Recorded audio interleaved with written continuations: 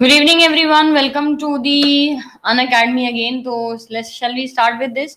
अजय इसको भैया थोड़ा बहुत शेयर कर दिया करो, जिन ग्रुप्स में हो उन्हीं ग्रुप्स के साथ ही शेयर कर दिया करो ताकि क्लासेस में यहाँ पे बच्चे आए, है ना। तो यहाँ पे एक बार जल्दी से आप लोग की तरफ से भी ना आपके रिस्पेक्टिव जो बैचेस वगैरह या फ्रेंड्स वगैरह होते हैं, पढ़ने वाले फ्रेंड्स अगर हैं साथ में, तो उनके साथ शेयर कर दिया करो। या आप अकेले ही जो है ना आप पढ़ रहे हो, ऐसा कुछ है?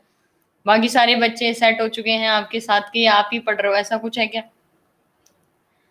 हिस्ट्री एक बार जो ज्योग्राफी वाला सेक्शन है इसको कंप्लीट कर लेते हैं। मतलब हिस्ट्री जो है ये ज्योग्राफी में आपका वर्ल्ड ज्योग्राफी के बाद एक दो क्वेश्चन और कर लेते हैं। कल की मतलब मंडे वाली क्लास में और वर्ल्ड ज्योग्राफी कर लेते हैं, उसके बाद आगे इसको हिस्ट्री के साथ कंटिन्यू, सॉरी पहले फिजिकल ज्योग्राफी करेंगे, उसके बाद इंडिया ज्योग्राफी करेंगे, and then will move on to history geography. ठीक है। अच्छा, हाउस द जोश, मैंने कुछ और ही पढ़ा इसको है। हाउस द जोश, पता नहीं, शायद जोश बच्चों का भी यहाँ पे गड़बड़ हो चुका है। चलिए एनीवेज क्वेश्चन जो है ना वो करते हैं यहाँ पे, है ना। ऐसा है ना, कई लोगों के ऐसे होंगे ना कि काफी सारे बच्चे प्राइवेट जॉब्स वगैरह में, फ्रेंड्स वगैरह जा चुके हैं, आप अकेले हो कि तैयारी करने लग रहे हैं। वाला एक गाना है ना उसके हिसाब से कि राह ऐसी जिसकी कोई मंजिल नहीं है, ऐसे वाला हाल हो चुका है अभी यहाँ पे।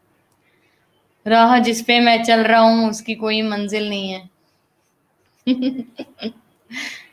आउल वाला क्या क्वेश्चन में अच्छा लगा। अच्छा अब ऐसे ही कुछ कुछ बच्चे आ जाएंगे तो आउल वाले क्वेश्चंस की तरह ही सारा का सारा बच्चों के ऊपर है। Okay that's great. आंख में नाइट बल्ब होते। चलिए ये जोक अब ना हमेशा याद ही रहेगा, मतलब मुझे तो याद ही रहेगा। चलिए ठीक है, thank you so much. Jokes आपको अच्छे लग रहे हैं, थोड़ा ऐसे अच्छा लगता है पढ़ने के लिए ना। चलिए ठीक है, यहाँ पे आज ज्योग्राफी के क्वेश्चन करते हैं, थोड़ा सा सीरियस होके करना है क्योंकि काफी वर्ल्ड मैप में मैं आज आपको घुमाने वाली हूँ। यहाँ पे काफी इंटरेस्टिंग सी चीजें आज आप सीखने वाले हो। मतलब आज ना क्लास के ज्योग्राफी के ना मेरे पास 40 क्वेश्चन है और मुझे लगता है कम से कम आप ना 30 नई इंफॉर्मेशन आप पेन डाउन करने वाले हो आज की क्लास में। ठीक है, बहुत ही शानदार मैथ्स वगैरह भी इंक्लूड किए हैं। तो पहला क्वेश्चन देखो आपकी स्क्रीन पे, बताइए। Maoris is the term use for the aboriginal people of. Maoris नाम का जो शब्द है ना, ये कौन सी जगह के लोगों के लिए इस्तेमाल किया जाता है, मतलब नेटिव जो होते हैं उनके लिए, जैसे एशियाटिक पीपल्स, इंडियन पीपल्स और ऐसे करके। तो मेयोरिस पीपल जो है ना वो कौन सी जगह के लिए बोलते हैं, तो न्यूजीलैंड करके आप याद रखिए। प्रोलाई बिल्कुल करेक्ट आंसर। न्यूजीलैंड का लोकेशन एक बार वर्ल्ड मैप पे देख लीजिए। ओशियाना इस पूरे जोन को बोला जाता है। ठीक है, ये पूरा जोन ओशियाना के लिए बोलते हैं और इंडिया यहीं से ही भाग के ऊपर की तरफ गई है यूरोप प्लेट पे, तो ये ऑस्ट्रेलिया हो गया। और ऑस्ट्रेलिया से ये तस्मन सी के बाद जो है ना वो न्यूजीलैंड लोकेटेड है। न्यूजीलैंड की राजधानी जो है वो वेलिंगटन, आपको याद रखना है। और न्यूजीलैंड में दो आइलैंड्स हैं, एक नॉर्थ आइलैंड और एक सदर्न आइलैंड करके बोला जाता है। बाकी यहाँ के लोगों को ना कीवीज भी बोलते हैं। न्यूजीलैंड के क्रिकेटर्स आपको पता होगा, प्लेयर्स, इनको कीवीज बोला जाता है। तो इनको यहाँ पे कीवीज, और वहाँ के जो लोकल पीपल्स हैं उनको मेयोरिस के नाम से जानते हैं। ठीक है, नेक्स्ट देखिए। विच of the following is the third largest country in the population after China and the India. तो विश्व में चाइना जो है वो नंबर 1 पे है पॉपुलेशन के मामले में, फिर हमारा भारत, और तीसरी स्टेट, तीसरा कौन सा है? ज्योति पांडे, बिल्कुल, बहुत ही, यूनाइटेड स्टेट ऑफ अमेरिका। ठीक है, अमेरिका जो है वो यहाँ पे थर्ड लार्जेस्ट कंट्री है पॉपुलेशन के मामले में, तो इसको थोड़ा सा अच्छे से याद रखिएगा। सीक्वेंस वैसे तो आपको जगेश्वर लोधी, बिल्कुल करेक्ट आंसर। इसमें आपको टॉप 10 कंट्रीज लर्न करने हैं वैसे। ठीक है, अब यहाँ पे पूरा ही याद रखिए, कनाडा और यूएसए मिलके अकेले नॉर्थ अमेरिका का 79% हिस्सा ना ये बनाते हैं, अकेले नॉर्थ अमेरिका। और कनाडा जो है ना वो 79 हिस्सा बना रही है परसेंट। इसके अलावा अलास्का भी अमेरिका का ही हिस्सा है यहाँ पे। और बाउंड्रीज देखो आप, अफ्रीका और यूनाइटेड स्टेट में आपको, मतलब नॉर्थ अमेरिका में ये चीज आपको देखने को मिलेगी कि देखो ऐसे स्ट्रेट बाउंड्रीज बने हुए हैं, क्योंकि काफी सारी जो कंट्रीज है ना वो वर्ल्ड वॉर 2 के बाद यहाँ पे ऐसे सेग्रीगेट की गई हैं। तो जब इसको खींचा था तो काफी जल्दी जल्दी में बाउंड्रीज बनाई गई थी, तो फटाफट फटाफट ऐसे ऐसे करके ना बाउंड्रीज जो है ना वो यहाँ पे ऐसे खींच दी गई हैं। तो आप याद रखना, अफ्रीकन कंट्रीज अपर पोर्शन वाली जो बाद में खींची गई हैं, यूनाइटेड स्टेट की जो पूरी की पूरी, नॉर्थ अमेरिका पूरा ही जो है ना वो इसी तरीके से बाउंड्री के साथ खिंचा हुआ है, एकदम स्ट्रेट बाउंड्रीज। वर्ल्ड वॉर 2 के बाद काफी सारी जो स्टेट्स है ना उनको आइडेंटिफाई किया गया था। द टर्म कराल या क्राल वर्ड जो है ना, ये किसके लिए इस्तेमाल किया जाता है बताओ। क्राल वर्ड जो है ना, ये हम किस क्राल शब्द जो है ना वो हमेशा किसके लिए इस्तेमाल करते हैं? मसाई जो चरवाहे होते हैं उनके घर के लिए, चरवाहों के जो गांव हैं उसके लिए, मसाई शब्द जो है ना उसके लिए। अच्छा देखिए यहाँ पे 37% बिल्कुल सही दे रहे हैं आप लोग। याद रखिए fenced village of Maasai, Maasai Maasai herder, ये पूरा न्यूजीलैंड और इस एरिया के लोगों को मसाई करके अपन डिफाइन करते हैं। कई सारे ये जोन्स हैं जिनको अपन ने डिफाइन कर दिए। तो fenced villages of the Maasai herder, ठीक है। मसाई जो है वो प्रिमिटिव है किस चीज का? मसाई जैसे कोई भी एक पर्टिकुलर ट्राइब वगैरह जो होती है वो कई जोन्स में जैसे फाइंड की। अच्छा एक चीज मैं आपको बताना चाहती हूँ, अरुणाचल प्रदेश में ना, अब ट्राइब्स क्यों इतना इंपॉर्टेंट है या क्या जरूरत पड़ रही है आपको अपने अपने को ना ट्राइब्स को एक्सप्लेन करने का, या ट्राइब्स के क्वेश्चन अपन क्यों इंक्लूड करते हैं, इसका आंसर भी देते जाइए आप लोग साथ में। देखिए जो भी ट्राइब्स वगैरह होती है ना, इनकी वजह से एक ओरिजिन माना जाता है। अगर मैं ये बोल रही हूँ कि मसाई ट्राइब जो है वो इन चार में से एक पर्टिकुलर कंट्री की जो है ना वो ट्राइब है, ये मतलब तंजानिया जो हम बोलते हैं ना, तंजानिया, तंजानिया अफ्रीकन कंट्री है। ये अफ्रीकन कंट्री जो है वहां की जो पॉपुलेशन होती है, ट्राइब्स जो वहां के लोकल लोग हैं ना, उनको हम ना मसाई के नाम से जानते हैं, राइट। तो ये चीज याद रखना कि जो ट्राइब्स होती हैं वो किसी एरिया को डिफाइन करती है। अब जैसे अरुणाचल प्रदेश है, अरुणाचल प्रदेश जो हमारा ये ऐसे करके पूरा ये मैप बना हुआ है यहाँ पे, तो अरुणाचल प्रदेश में जो ट्राइब्स रहती है ना इस वाले पूरे एरिया में, इस वाले पूरे एरिया में यहाँ पे ये ट्राइब्स वही हैं जो लद्दाख की ट्राइब्स हैं। तो लद्दाख इसीलिए चाइना अरुणाचल प्रदेश पे क्लेम करता है कि भाई अरुणाचल प्रदेश का ये वाला जो पूरा हिस्सा है वो आना चाहिए, ये तिब्बत, तिब्बत लद्दाख नहीं सॉरी तिब्बत वाला, तो तिब्बत वाले क्षेत्र में ही आना चाहिए। और हिस्टोरिकली ना अरुणाचल प्रदेश हमारा है, क्यों बोलता है ये? क्योंकि उसकी जो ट्राइब्स है लद्दाख ये सॉरी तिब्बत की जो ट्राइब्स है ना, तिब्बत का कैपिटल क्या है? अच्छा मुझे ये बताइए यहाँ पे, लेट्स सी कितने लोग को पता है। चंदा बिल्कुल करेक्ट आंसर, एक सेकंड के अंदर चैट ऑफ कर रही हूँ मैं, आप बताइए तिब्बत जो है ना उसकी कैपिटल क्या है? लाशा है ना, लाशा करके लिखते हैं ना, लाशा, लाशा जो है वो तिब्बत की कैपिटल है। तिब्बत की जो मोनेस्ट्री है ना, वैसी मोनेस्ट्री जो है ना वो पूरी की पूरी अरुणाचल प्रदेश में भी लोकेटेड है। तो इसका ना एक अपन ना एक अलग से वीडियो करेंगे जिसमें मैं आपको एक्सप्लेन करने की कोशिश करूंगी कि चाइना जो है ना ये अरुणाचल प्रदेश पे क्लेम क्यों करता है। वैसे तो चाइना की तो आदत ही है यहाँ पे, तो ये तो हमेशा ही जो है ना वो क्लेम करता ही है सारी जितनी भी बाउंड्रीज है सबके साथ। उसका बस चले तो वो बोल दे कि पूरी दुनिया मेरी है वाला हिसाब किताब है। लेकिन फिर भी कई कई टर्म्स पे जिसपे क्लेम करता है। तंजानिया जो है इसका करेक्ट आंसर है। तंजानिया एक बार लोकेशन देख लो, तंजानिया बिल्कुल लेक विक्टोरिया से चिपका हुआ यहाँ पे देश बोला जाता है, अफ्रीकन। और इसके पास से बिल्कुल पास से ना इक्वेटर होके निकलती है।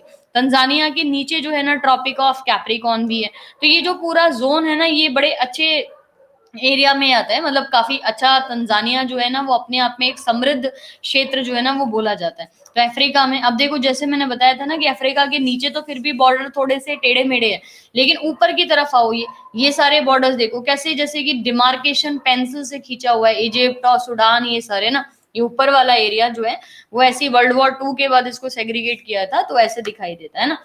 किमोनो जो है ना ये कौन सी ड्रेस स्टाइल है एशियन कंट्री में? कौन सी कंट्री जो है ना ये किमोनो ड्रेस, किमोनो ड्रेस क्या होता है? ये चौड़े खुले वाले जो हाथ होते हैं उसके लिए बोलते हैं क्या? किमोनो ड्रेस तो यही, अरे ड्रेस ड्रेस का, चलो किमोनो ड्रेस स्टाइल जो है वो कौन सी एशियन कंट्री में यूज किया जाता है? कोरिया, ओरिजिन शायद ये जापान की है लेकिन पहना जो है ना ये कोरिया में भी जाता है। तो किमोनो स्टाइल जो है ना ये कोरिया और जापान दोनों में पहना जाता है। हालांकि इसका ओरिजिन जो है ना वो जापान है, ठीक है। ड्रेसेस वगैरह के ऊपर, ट्राइब्स वगैरह के ऊपर जो क्वेश्चन है आ जाते हैं। चंदा बिल्कुल, which of the following tribe practices pastoral नोमैडिज्म?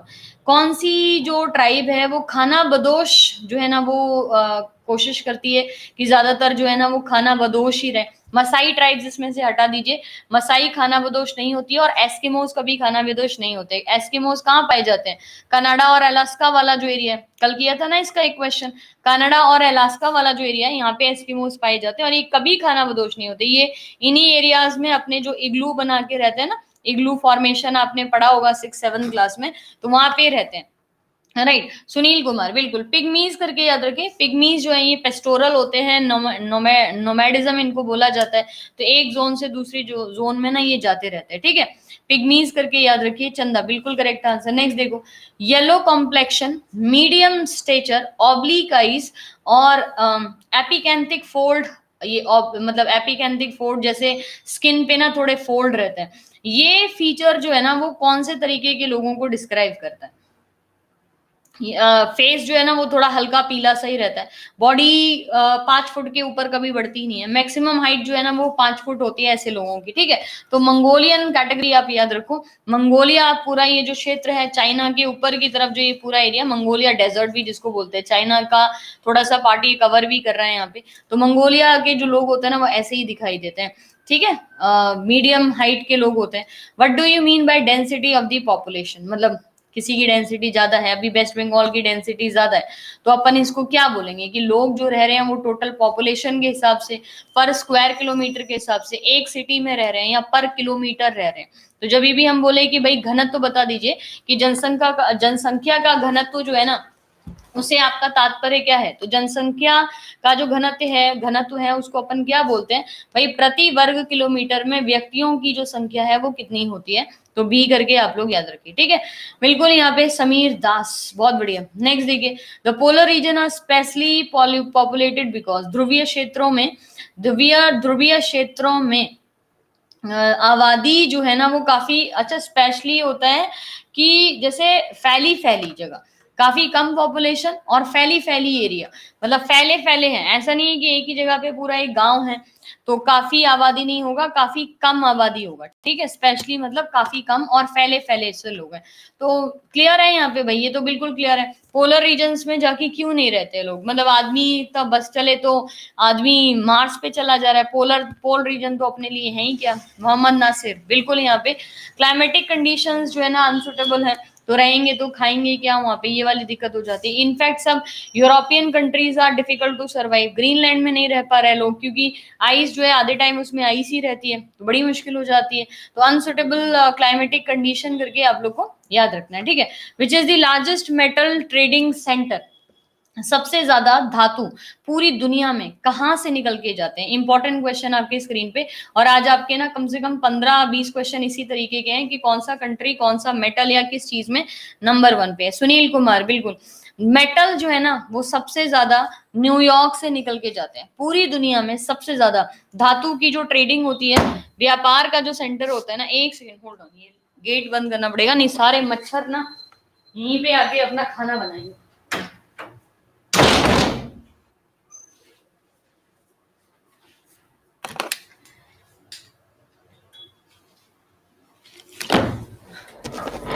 Okay, which is the largest metal trading centre? तो आपको न्यूयॉर्क याद रखना है यहाँ पे। सुनील, बिल्कुल ठीक है यहाँ पे। नुजरत जहान, अच्छा आप काफी दिन बाद क्लास में आई। In which of the following countries long staple type of cotton is mainly grown? Cotton जो होती है ना, एक मुख्य खेती के रूप में ना कॉटन या कपास जो है ना वो कहाँ पे उगाया जाता है? बताओ। मुख्य खेती के रूप में कॉटन या कपास जो है वो सबसे ज्यादा कहाँ पे उगाया जाता है? इंडिया में? इंडिया, चाइना, इजिप्ट है इसका आंसर। इजिप्ट। मेन क्रॉप के रूप में कपास का जो मुख्य क्रॉप या कपास को या जो कॉटन है ना उसको एज ए मेन क्रॉप की तरह उगाने का काम जो है ना ये इजिप्ट के अंदर किया जाता है। मंगल सिंह राजपूत, बिल्कुल भाई, बहुत बढ़िया। समीर दास, करेक्ट आंसर यहाँ पे। The part of equatorial region which has well developed rubber plantation. थोड़ा सा देख लो फिर उसके बाद। इक्वेटर पे लोकेटेड है, जो रबड़ है वो यहाँ पे बहुत अच्छे से उगाई जाती है। कौन सी स्टेट है यहाँ पे? मयंक चौधरी, बहुत बढ़िया।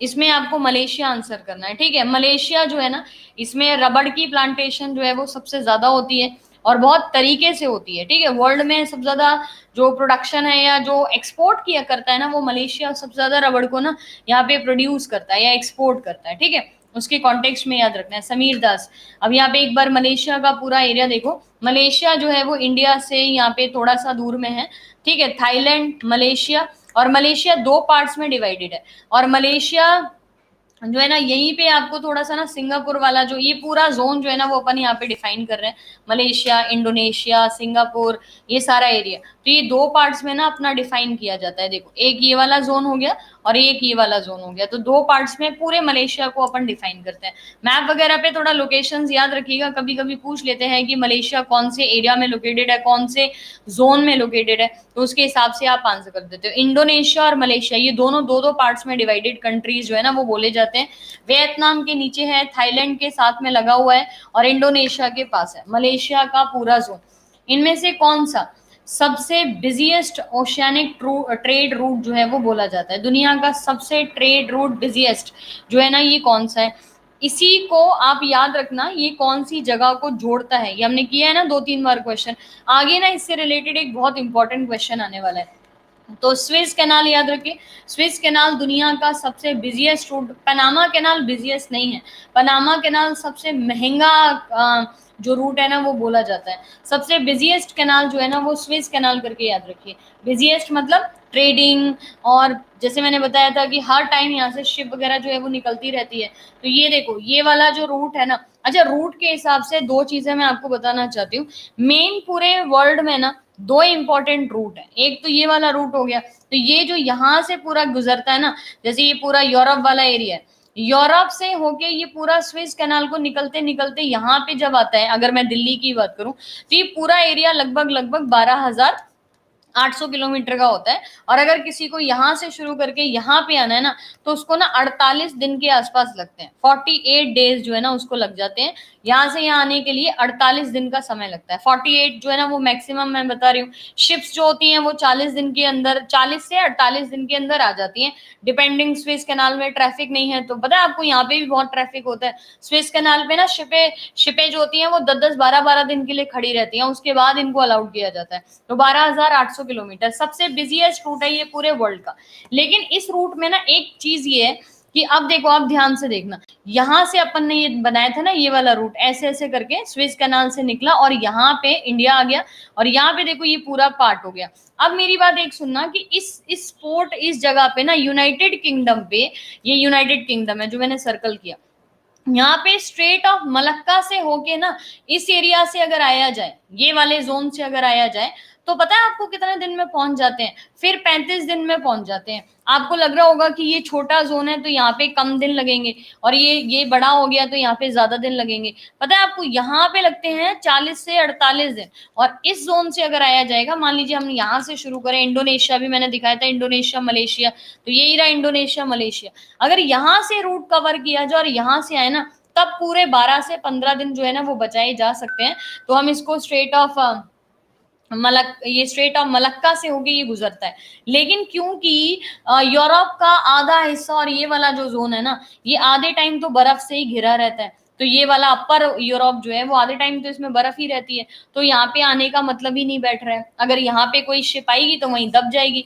हालांकि रशिया के द्वारा, यूरोप के द्वारा इस चीज के लिए काफी मेहनत की जा रही है कि जो जमी हुई बर्फ है ना इसको कैसे भी हटाया जा सके, लेकिन फिर भी प्रॉब्लम्स जो है ना वो हो जाती हैं। तो ये आपका रूट डेज के हिसाब से छोटा बोला जाता है, और ये रूट जो है ना वो आपका यहाँ पे बड़ा बोला जाता है। याद रखिएगा, काफी इंपॉर्टेंट क्वेश्चन है। ये नदर्न सी रूट बोला जाता है, ठीक है। ये पूरा का पूरा ना नदर्न रूट्स बोले जाते हैं, ठीक है। ये देखिए, which is the shortest route from Moscow to the San Francisco. ये क्वेश्चन का भी हाल ही फिलहाल में ना इससे रिलेटेड काफी चर्चाएं हुई हैं, तो आप आंसर दे सकते हो। शॉर्टेस्ट रूट जो है ना वो कौन सा होगा? कनाडा से होके गुजरे। अब जैसे यही वाला है ना, कनाडा से ओवरलैंड से साउथ पोल से या नदर्न पोल से। Moscow to San Francisco, Moscow कहाँ होगा? रशिया में यहाँ पे। सैन फ्रांसिस्को कहाँ पे है? United Arab Emirates, United state of, ये क्या है, ये यूनाइटेड स्टेट ऑफ अमेरिका में है ना। अब यहाँ से होके यहाँ जाना होगा, तो आपको क्या लगता है ऐसे सीधा पहुंच जाएंगे? नहीं पहुंचेंगे। नॉर्थ पोल से होके पूरा अगर ऐसे घूम के जाएंगे ना तो पहुंचते हैं। तो अभी आपको पता होगा जोया अख्तर है ना, जोया ही नाम था ना, हाँ। सैन फ्रांसिस्को से पूरा जो है, बेंगलोर के सैन फ्रांसिस्को से पूरा नॉर्थ पोल को ऐसा ट्रैवल करके इंडिया के ये बेंगलोर में जो है ना अपना, उसमें लाके पूरा ये किया है सिलिकॉन वैली वाला, सिलिकॉन वैली। तो अमेरिका की सिलिकॉन वैली से इंडिया की सिलिकॉन वैली तक नॉर्थ पोल के थ्रू ये पूरी ट्रैवलिंग की है। सेम जो है ना वो आप इसके लिए भी याद रखिएगा, मॉस्को टू सैन फ्रांसिस्को सबसे आसानी से ना नॉर्थ पोल के थ्रू आया जा सकता है। 18% लोगों ने ना सही आंसर दिया है। समीर दास, बिल्कुल। मैं आपको देखो थोड़ा जल्दबाजी में मत किया करो आंसर, जल्दबाजी में देते हो ना तो आपके आंसर्स गलत हो जाते हैं। हिंट दे रही हूँ ना मैं आपको क्वेश्चंस में। ये बताइए, out of the following which country is dependent on the others for raw material for its iron and steel industry. अच्छा, कौन सी ऐसी कंट्री है पूरी दुनिया में, ध्यान से पहले क्वेश्चन पढ़ लो, जो कि आयरन और स्टील के लिए ना दूसरी कंट्रीज के ऊपर डिपेंड करती है, and yet this country is developing like anything. ये कंट्री जो है ना ऐसे बढ़िया से डेवलप कर रही है ना कि शानदार तरीके से इसका एग्जाम्पल पढ़ा जाता है। जापान बिल्कुल करेक्ट आंसर है। जापान जो है वो आयरन और स्टील की जो इसकी इंडस्ट्रीज है उनके लिए रॉ मटेरियल की जो हालत है ना वो दूसरों से ले रही है। इंडिया से भी काफी यहाँ से एक्सपोर्ट इस चीज के लिए किया जाता है जापान के लिए। मोहम्मद नासिर, बिल्कुल करेक्ट आंसर। समीर दास, यस। नेक्स्ट देखिए, विच of the following country is largest producer of the uranium in the world. Question ध्यान से पढ़ना फिर आंसर करना। ऑस्ट्रेलिया ऑप्शन में है ही नहीं। आप लोग के लिए जो कैओस वाली सिचुएशन है ना वो हटा दी है। अब आप बताइए कि लार्जेस्ट प्रोड्यूसर यूरेनियम का पूरी दुनिया में कौन है। पंकज, बिल्कुल करेक्ट आंसर। कनाडा जो है वो याद रखिए। यूएसए मैंने आपको बताया पेट्रोल के लिए, ठीक है। पेट्रोल जो है वो, पेट्रोल और कोयला, ये दो चीज जो है ना वो आजकल यूएसए सबसे ज्यादा प्रोड्यूस कर रही है।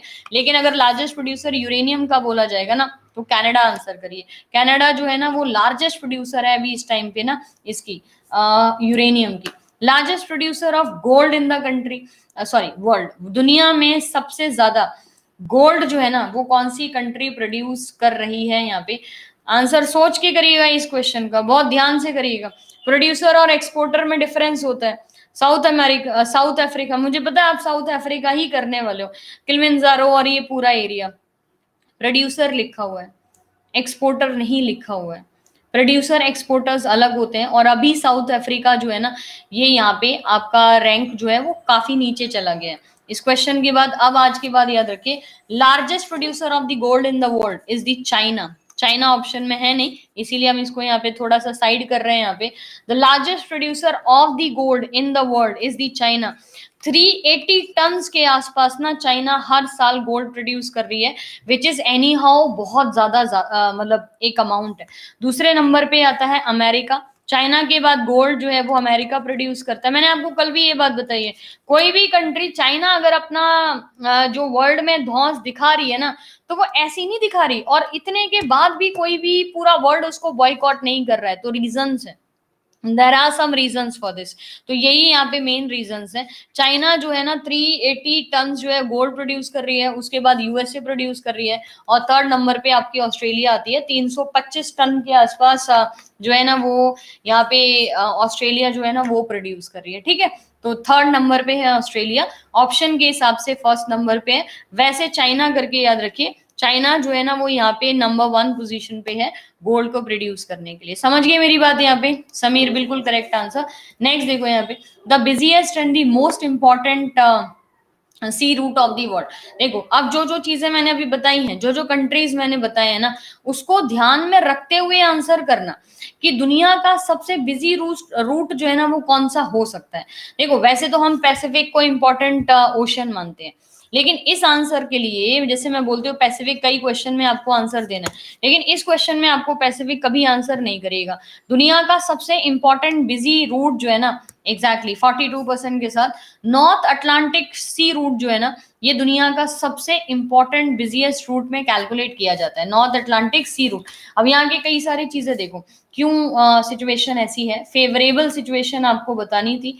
अच्छा, अभी आगे एक क्वेश्चन आएगा तब उसमें मैप दिखाऊंगी, अभी इस क्वेश्चन को यही रख लो, नॉर्थ अटलांटिक सी रूट। अभी बस आंसर लर्न कर लो। अच्छा ये बताओ, which of the following sets of the country are defined as the golden crescent, the largest opium of the world. सबसे ज्यादा अफीम की दुनिया में खेती कहाँ पे होती है, और इसमें प्रोडक्शन भी जो है ना वो इन्हीं 3 कंट्रीज के द्वारा किया जाता है। दीपक जोरावत 34, अरे इसका मुझे लगा था आप लोग करेक्ट आंसर दोगे। दुनिया में सबसे ज्यादा अफीम कौन सा देश अफीम कौन सा देश प्रोड्यूस करता है, तो अफगानिस्तान याद रखिए। पूरी दुनिया में सबसे ज्यादा अफीम की जो खेती है ना वो अफगानिस्तान करता है। और गोल्डन क्रिसेंट क्या है, तो ये रहा गोल्डन क्रिसेंट। देखो पूरा का पूरा अफगानिस्तान यहाँ पे, राइट, पाकिस्तान और ये ईरान वाला क्षेत्र, ये 3 कंट्रीज जो हैं ये गोल्डन क्रिसेंट बनाती हैं और ये अफीम की खेती भी करती हैं और अफीम पूरा सप्लाई भी करती हैं। यहाँ से पूरा बल्गेरिया, यूरोपियन कंट्रीज में सोफिया, अफ्रीकन कंट्रीज में जा रहा है, यहीं से होके पूरा का पूरा ये जो कजाकिस्तान वाले एरिया में जो अफीम है वो पहुंचाया जा रहा है। यूरोप में पूरे में अफीम जो है ना वो इन्हीं 3 एरिया से जाता है। तो ये 3 जो है ना ये ऐसा करके अप्रोक्सीमेटली ऐसा ट्राइंगल बन रहा है ना इन तीनों कंट्री का, अगर हम देखें तो थोड़ा सा ट्राइंगल जैसा नजर आता है, इसीलिए इसको हम ना क्या बोलते हैं, गोल्डन ट्राइंगल या गोल्डन क्रिसेंट ट्राइंगल इसको बोला जाता है। तो अफगानिस्तान, पाकिस्तान और ईरान करके आंसर करिए। The largest producer of the world's mica, सबसे ज्यादा अभ्रक पूरी दुनिया में कहाँ पे प्रोड्यूस होती है, मतलब कौन सा देश जो है ना वो लार्जेस्ट माइका का प्रोड्यूसर बोला जाता है। अब इसमें प्रोड्यूसर और एक्सपोर्टर का कोई कंफ्यूजन नहीं करिएगा, इस क्वेश्चन में कभी कभी थोड़ी सी आंसर गड़बड़ा जाता है, तो उसको यहाँ पे याद रखिए। लार्जेस्ट प्रोड्यूसर हम माइका का बोलते हैं भारत को, ठीक है, भारत लार्जेस्ट प्रोड्यूसर है, लेकिन एक्सपोर्टर के नाम पे थोड़ी सी गड़बड़ हो जाती है। एक्सपोर्ट तो करता है वर्ल्ड को, लेकिन यहाँ पे यूएस से थोड़ा सा ओवरकम करने की कोशिश कर रहा है अभी भारत को। नसीर बिल्कुल करेक्ट आंसर। समीर नेक्स्ट देखो यहाँ पे, विच of the country has the highest percentage under the land cultivation, कौन सी कंट्री जो है उसके तहत सर्वाधिक भूमि जो है ना वो खेती के तहत आती है। Largest land under the cultivation, highest percentage of the land under the cultivation, China, India है इसका करेक्ट आंसर। भारत के अंदर जो खेती है ना वो सबसे ज्यादा जो है ना वो आपकी लार्जेस्ट लैंड प्रोड्यूसर करके बोली जाती है, मतलब लार्जेस्ट लैंड अंडर कल्टीवेशन। तो हमारे भारत में मैक्सिमम जो जगह है ना वो खेती के लिए ही इस्तेमाल किया जा रहा है यहाँ पे। तो समीर बिल्कुल correct answer. Which of the following is not correctly match, देखो रशिया बॉक्साइट बनाती है, मेक्सिको जो है वो सिल्वर बनाता है, बोलीविया टिन बनाती है और यूएसए कॉपर बनाती है। नॉट करेक्टली मैच लिखना है, याद रखिए रशिया जो है ना वो bauxite, Mexico silver, Bolivia tin, ये क्या लिख रहे हैं हम, प्रोडक्शन के हिसाब से ना आंसर लिख रहे हैं, ठीक है, उनकी प्रोडक्शन के हिसाब से। तो कॉपर यूएसए नंबर 1 पे ही है। रशिया कभी भी बॉक्साइट प्रोड्यूस नहीं करती है, बॉक्साइट अफ्रीकन कंट्रीज जो है ना वो सबसे ज्यादा यहाँ पे प्रोड्यूस कर रही है, ठीक है। तो रशिया कभी भी बॉक्साइट प्रोड्यूस नहीं करती है, अफ्रीकन कंट्रीज प्रोड्यूस करते हैं। एल्यूमिनियम, एल्यूमिनियम पूरी दुनिया में सबसे ज्यादा कौन सा देश प्रोड्यूस कर रहा है। अच्छा यहाँ पे कई क्वेश्चन में चाइना ऑप्शन में नहीं है, अगर चाइना ऑप्शन में हो जाता तो वही आंसर होता है, एल्यूमिनियम के लिए चाइना आंसर होता है। नंबर 1 पे एल्यूमिनियम जो प्रोडक्शन है वो चाइना ही कर रही है, बट यहाँ पे ऑप्शन में नहीं है तो आप अमेरिका लिख दीजिए। अमेरिका जो है ना वो एल्यूमिनियम की सबसे ज्यादा प्रोडक्शन यहाँ पे कर रही है। 23 में से 23 ठीक हो रहे हैं, क्या बात है। Leading producer of the rice, अब यहाँ पे देखो चावल जो है ना वो सबसे ज्यादा पूरे वर्ल्ड में कौन प्रोड्यूस करता है। Which of the country produces the rice, चावल in the मतलब मैक्सिमम, मुख्य उत्पादक। यहाँ पे इंडिया, बिल्कुल चाइना, मैंने अभी पीछे बोला, मैंने कहा चाइना ऑप्शन में आती ही ना मैक्सिमम क्वेश्चन के आंसर चाइना हो जाते हैं। ऐसी थोड़ा ना इतनी अकड़ कोई कंट्री दिखा सकता है अपने गलत बिहेवियर के बाद भी। 14 कंट्रियों के साथ उसके मसले चल रहे हैं, पूरी दुनिया में विवाद पैदा करने के लिए चाइना। कोरोना की इजाद जो है वो चाइना, चाइना में अलग से एक जगह है जहाँ पे ये वायरसेस और बैक्टीरिया बनाए जाते हैं, आपको पता है, और इनको स्टोर करके रखा जाता है। क्यों? क्योंकि कभी भी माइक्रोबियल अटैक हुआ ना, कभी भी जीव वॉर हुई ना, तो ये माइक्रोबियल अटैक कर देगी चाइना पूरे वर्ल्ड पे। इसी तरीके से पूरी दुनिया में ना वायरस से लोग मरते रहेंगे, वायरस या बैक्टीरिया से, लेकिन फिर भी कोई कुछ नहीं कर पा रहा ना। क्यों? क्योंकि भाई पावरफुल कंट्री है, एक्सपोर्ट कर रही है हर सब कुछ ना। The greatest producer of the Apple, तो दुनिया में सबसे ज्यादा एप्पल जो है ना, सेब, एप्पल जो है वो कहाँ से प्रोड्यूस होते हैं। एप्पल तो ठंडी जगह पे होता है।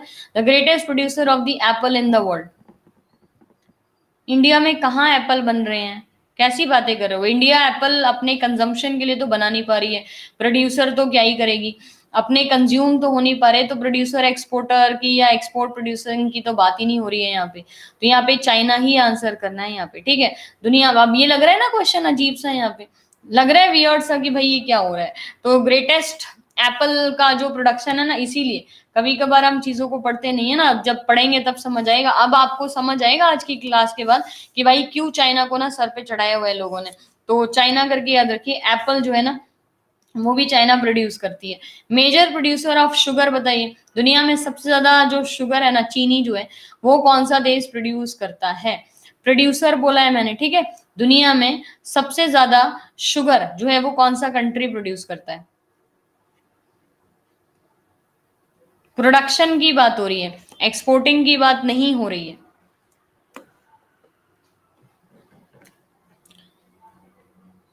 अब इसको जरा समझना, ये क्वेश्चन को ना थोड़ा सा आपको ध्यान देने की जरूरत है कि जब भी हम ये क्वेश्चन की बात करते हैं तो प्रोडक्शन में और शुगर, अब लीडिंग शुगर प्रोड्यूसर अगर 2019 एंड 20 की बात करें तो यहाँ पे ना आपको ब्राजील ऑप्शन में ही नहीं है। सबसे पहले आप याद रखिए कि 2019 और 20 के अगर क्यूबा को शुगर बाउल बोलते हैं तो वो लीडिंग प्रोड्यूसर भी है, ऐसा सोच के अगर आप आंसर दे रहे हो तो आप बिल्कुल गलत तरीके से सोच रहे हो, ठीक है। बिल्कुल ही गलत तरीके से सोच रहे। देखो 2019 और 20 में सबसे लार्जेस्ट प्रोड्यूसर जो है ना शुगर का वो ब्राजील थी, ठीक है। पूरी दुनिया में सबसे ज्यादा चीनी जो बनाई गई थी या चीनी जो भेजी गई थी वो किसने भेजी थी? वो भेजी थी यहाँ पे ब्राजील के बाद। ब्राजील से ज्यादा, ब्राजील के बाद इंडिया, इंडिया के बाद ईयू, ये मतलब ये पूरा ईयू वाला जो एरिया है पूरा का पूरा, चाइना और थाईलैंड। 29.93 मिलियन टन के साथ Brazil was on the top, 29.93 million ton के साथ। 22.68 मिलियन टन के साथ India was on the second number, क्योंकि ब्राजील ऑप्शन में यहाँ पे नहीं है इसलिए आपको इंडिया लिखना है। Cuba sugar bowl of the world बोला जाता है लेकिन कभी भी ये लार्जेस्ट प्रोड्यूसर शुगर का नहीं होता है। Am I clear and loud? ये चीज क्लियर हुई यहाँ पे अच्छे से? टॉप 5 आप सारी चीजें लर्न करो। किसी कंट्री को आप शुगर बाउल या ऐसा बोलोगे तो इसका मतलब ये थोड़ी है कि वो हमेशा ही जो है ना वो प्रोड्यूस करने लग जाएगी, ऐसा नहीं होता है। तो ये वाली चीजें थोड़ी सी अपनी क्लियर रखो। ये तो स्टैटिक जीके का भी पार्ट है, ज्योग्राफी से ज्यादा तो ये स्टैटिक जीके का पार्ट है, लार्जेस्ट प्रोड्यूसर ऑफ शुगर करके यहाँ पे। तो याद रहेगा, नंबर 1 पे ब्राजील, दूसरे नंबर पे इंडिया, तीसरे नंबर पे ईयू, चौथे नंबर पे आपको क्या बताया था? चौथे नंबर पे आपको अमेरिका ही लर्न करना है, और पांचवें नंबर, अच्छा चाइना बताया था, चाइना बताया था, और पांचवें नंबर पे थाईलैंड बताया था, ठीक है, थाईलैंड। तो यहाँ पे इंडिया जो है वो करेक्ट आंसर। नेक्स्ट देखिए, the largest producer of the coffee in the world. अच्छा, प्रोड्यूसर पढ़ रहे हैं आज ताकि कोई कंफ्यूजन ना हो आप लोगों को। एक्सपोर्टर अपन अलग पढ़ेंगे, जो प्रोड्यूसर होता है वही एक्सपोर्टर हो ऐसा जरूरी नहीं है, ये बात मैंने आपको पहले भी बताई है। अगर इंडिया सबसे ज्यादा चाय प्रोड्यूस करती है तो इंडिया एक्सपोर्टर नहीं है चाय की, ठीक है। तो कॉफी के लिए बिल्कुल करेक्ट आंसर ब्राजील, याद रखिए ब्राजील जो है वो वर्ल्ड में सबसे ज्यादा कॉफी प्रोड्यूस करती है, ठीक है। So yes, the largest producer of the coffee in the world is आपका यहाँ पे कॉफी जो है वो ब्राजील करके याद रखिए। विच of the following country has the highest percentage of land under the cultivation? तो अच्छा इसका आंसर बता दो, क्या क्वेश्चन में कोई दिक्कत है यहाँ पे?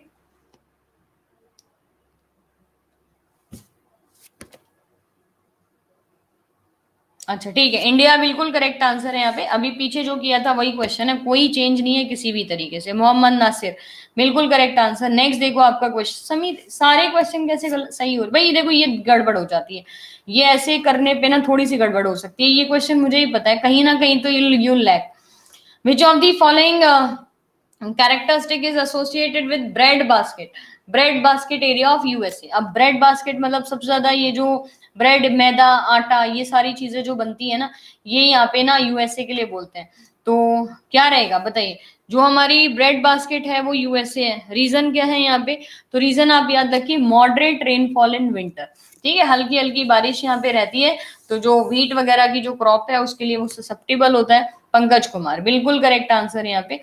नेक्स्ट देखिए question, sun belt of USA is important for which of the following area?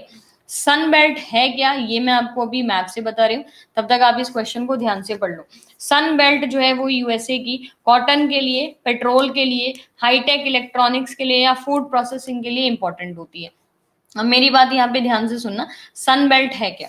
USA को अगर आप दो पार्ट्स में डिवाइड कर दो, अलास्का वाला हिस्सा छोड़ दो, लेकिन अगर आप यूएसए को दो पार्ट्स में डिवाइड कर दो, एक ये वाला पार्ट हो गया और एक ही नीचे वाला, जिसमें Texas, New Mexico, Arizona, Nevada, California, South California, Tennessee, Georgia, Florida, ये सारी जो कंट्री आ रही, इसको सन बेल्ट इसलिए बोलते हैं क्योंकि वर्ल्ड वॉर 2 के बाद ना कई सारे लोग यहाँ से माइग्रेट करके या इस जोन से माइग्रेट करके इन एरियाज में जाके बस गए थे। ये जो वाले एरिया है ना, जॉर्जिया और ये सारा जो एरिया है, या कोलोराडो जिसको बोलते हैं, और उसके बाद पूरे वर्ल्ड वॉर में जितने भी मैक्सिमम लोग थे, तो उनकी जब लड़ाई वड़ाई हुई और वॉर चला ना, तो लोग जो है ना वो यहाँ जाके बस गए, इस एरिया में जाके, इस जोन में जाके ना बस गए। तो इसको ना क्या बोलते हैं अपन यहाँ पे, इसको बोला जाता है Sun belt of the USA, lower half of the USA. और ये जो है ना वो पेट्रोकेमिकल बोला जाता है। पेट्रो कोलोराडो रिवर और जोन्स, ये सारे जो है ना, यहाँ से बड़ी मात्रा में, भारी संख्या में पेट्रोल जो है ना वो निकाली जाती है, ठीक है। तो उस कॉन्टेक्स्ट में आप लोग याद रखिए। नेक्स्ट देखिए क्वेश्चन आपकी स्क्रीन पे, the best variety of the world cotton is known as, या ऐसे समझ लो आप, सबसे ज्यादा दुनिया की बढ़िया कॉटन जो है ना वो कौन सी मानी जाती है, मतलब कौन से देश की कॉटन जो है ना वो सबसे अच्छी कैटेगरी की मानी जाती है। नासिर बिल्कुल, अब इसमें थोड़ा सा दिमाग लगा के आंसर करते थे तो कर ही देते ना। क्या रहेगा, इजिप्ट जो है, याद रखिए इजिप्ट जब सबसे ज्यादा कॉटन प्रोड्यूस करती है तो उसकी जो वैरायटी है ना वो भी सबसे अच्छी किसकी है, यहाँ पे इजिप्ट की ही है। नासिर बिल्कुल करेक्ट आंसर यहाँ पे। नेक्स्ट देखिए क्वेश्चन आपकी स्क्रीन के ऊपर, डेट्रॉइट यूएसए की एक फेमस इंडस्ट्री है, ठीक है। डेट्रॉइट काफी आपने, अगर आप इंटरेस्टेड हो जो आंसर है इसमें, तो आपने पक्का ही सुना होगा। डेट्रॉइट जो है वो यूएसए की बड़ी फेमस कंपनी है, इंडस्ट्री है। किस चीज को उत्पाद करती है वो, iron and steel, automobiles, petrochemical या कॉटन?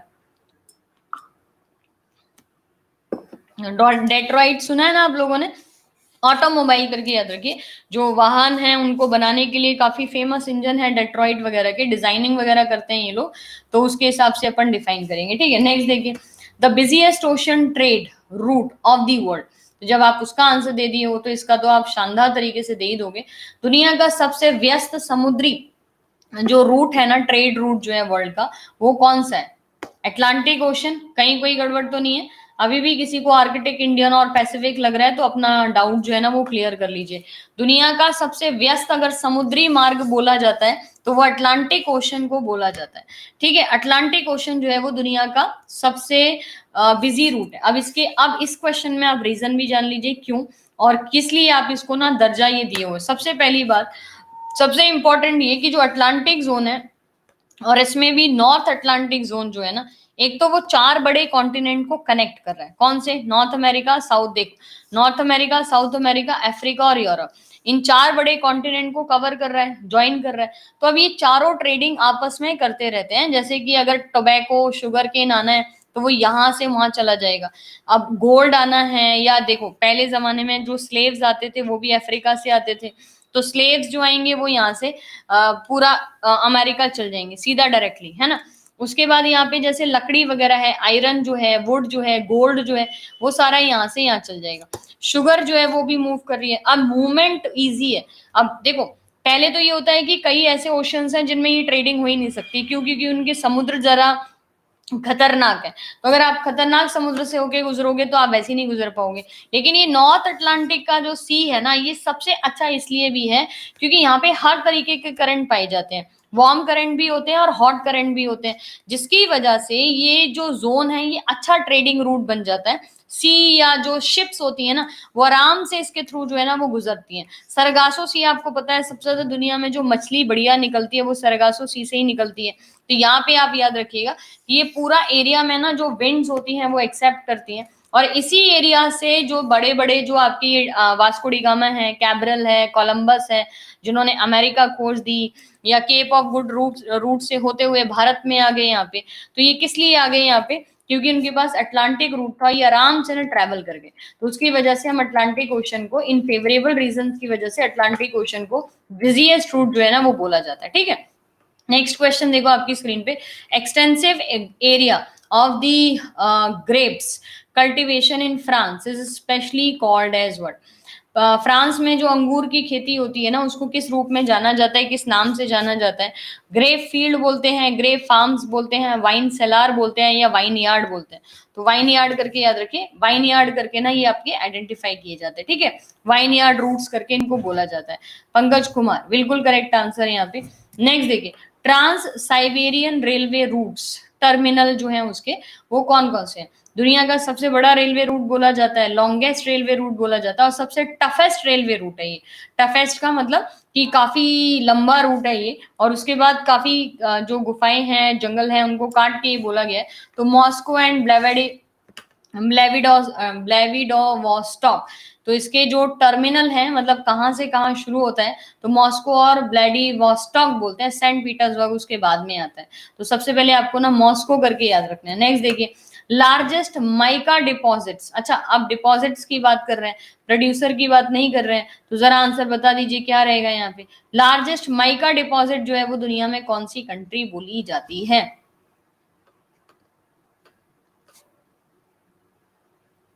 अच्छा, यूएसए।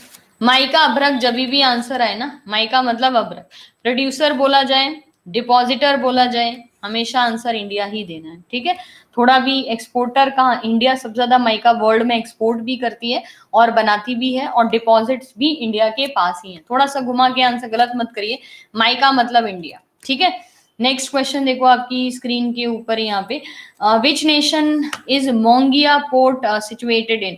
मोंगिया जो ये पोर्ट है ना, वो कौन सी कंट्री में लोकेटेड है? मोंगिया पोर्ट, मोंगिया पोर्ट कौन सी कंट्री में लोकेटेड है? जोनी बिल्कुल बांग्लादेश, याद रखिए। मोंगिया पोर्ट जो है वो कहाँ पे लोकेटेड है अपना? बांग्लादेश में ये लोकेटेड है, ठीक है। बांग्लादेश में मोंगिया पोर्ट अपना बढ़िया से लोकेटेड है। ये ट्रेडिंग करता है पाकिस्तान के साथ, बांग्लादेश से, और अपने जो ईस्टर्न साइड्स है वहां पे भी जाके इसकी ट्रेडिंग जो है वो की जाती है, ठीक है। तो उस कॉन्टेक्स्ट में इसको याद रखिए। नेक्स्ट बताइए, which country is the largest producer of the timber? Timber लकड़ी होती है जो, तो लकड़ी टिम्बर जो होती है जिससे ये सारे के सारे जो ये प्लेटफॉर्म्स वगैरह जो है उनके लिए इस्तेमाल किया जाता है, या पूरा पूरा मैन्युफैक्चर करके ही देता है ये चीजों को। तो लार्जेस्ट प्रोड्यूसर ऑफ टिम्बर जो है वो यूनाइटेड स्टेट, याद रखिए। यूनाइटेड स्टेट जो है, अच्छा ब्राजील, क्योंकि आपने समझ लिया ब्राजील जो है वो मेजर प्रोडक्शन यहाँ पे आपको टिम्बर की खेती का तो नहीं करना है। टिम्बर जो लकड़ी होती है उसका सबसे बड़ा उत्पादक आपका यूनाइटेड स्टेट जो है ना, वो याद रखना है, ठीक है। नेक्स्ट देखिए question, the most populous, and last two question है ना, इसको थोड़ा आंसर को समझ के दीजिएगा आंसर, ताकि आपका रैंक जो है वो थोड़ा सा चेंज हो पाए यहाँ पे। The most populous and oil rich country in Africa is? दुनिया में, या अफ्रीका की अगर हम बात कर लें, तो अफ्रीका में सबसे ज्यादा ऑयल कौन सी कंट्री प्रोड्यूस करती है बताइए, और उसमें अफ्रीका की पॉपुलस कंट्री में से भी काउंट की जाती है ये। पंकज बिल्कुल करेक्ट आंसर, नाइजीरिया, याद रखिए, ठीक है। ऑयल रिच कंट्री बोलते हैं नाइजीरिया को, और पॉपुलस मतलब जो पॉपुलेशन है अफ्रीका में, नाइजीरिया में काफी अच्छी खासी पॉपुलेशन भी है। तो नाइजीरिया करके ना आप लोग को आंसर देना है, ठीक है। नेक्स्ट देखिए, the world largest producer of desalinated sea water. Desalinated मतलब एकदम से जिसमें से नमक वगैरह अच्छे से निकाला जाता है, या डीसलाइन वाटर जिसको हम बोलते हैं। तो खारा पानी जो होता है ना, उसको यहाँ से समुद्र का जल जो है वो निकालने के लिए कौन सी कंट्री सबसे ज्यादा एक्टिव है, मतलब फिर उसको आप चेंज कर सकते हो ना, उसको आप प्रोड्यूस कर सकते हो और उससे मिनरल्स वगैरह जो है ना वो निकाल सकते हो। तो इसके लिए आपको क्या याद रखना है यहाँ पे, Kuwait, Iran, Saudi Arabia, Iraq. क्या लिखेंगे? सऊदी अरेबिया करके याद रखिए, ठीक है। सऊदी अरेबिया जो है वो डिसैलिनेटेड वाटर सबसे ज्यादा प्रोड्यूस करती है। सऊदी अरेबिया की अगर हम लोकेशंस को देखने की कोशिश करेंगे, तो सऊदी अरेबिया यहाँ पे यमन के साथ बॉर्डर करती है, ओमान के साथ बॉर्डर करती है, इराक के साथ करती है, और जॉर्डन के साथ बॉर्डर करती है ना। थोड़ा सा कुवैत जो है ना उसके साथ भी ये बॉर्डर कर रही है। और यहाँ पे सबसे अच्छी बात ये है कि इसकी स्ट्रेटेजिकल लोकेशन बहुत अच्छी है। गल्फ ऑफ ये पर्शिया वाला इसके साथ यहाँ पे पूरा कनेक्टेड है, और उसके बाद रेड सी वाला ये जो स्विस कैनाल वाला जो रूट है ना, वो भी सऊदी अरेबिया से सीधा सीधा कनेक्ट करता है। काफी बड़ी कंट्री भी है, एरिया वाइज काफी बड़ी कंट्री है। और ये जो कंट्री है ना, ये वर्ल्ड में अभी काफी ज्यादा डेवलपमेंट भी कर रही है। यूएई आपने सुना होगा, कई सारे खेलों की मेजबानी भी कर रहा है, सैटेलाइट भी लॉन्च कर रहा है।